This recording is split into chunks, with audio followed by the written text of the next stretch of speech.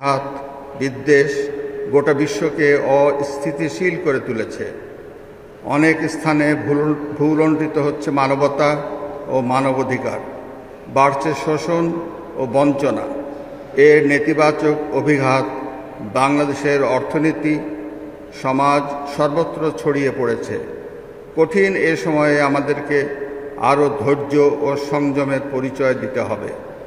জাতীয় ঐক্য ও সংহতি যে কোনো মূল্যে অটুট রাখতে হবে।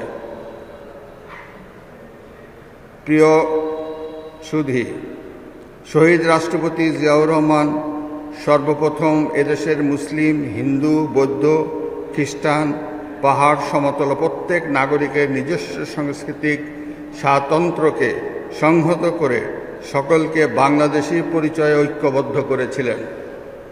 সাবেক প্রধানমন্ত্রী বেগম খালেদা জিয়া তার সমুন্নত রাখেন। সেই ধারাবাহিকতায় বর্তমান সরকার ধর্ম যার যার, রাষ্ট্র সবার মূলনীতির ভিত্তিতে প্রত্যেক নাগরিকের সমান অধিকার প্রতিষ্ঠায় ব্রত নিয়ে রাষ্ট্র পরিচালনা করছে।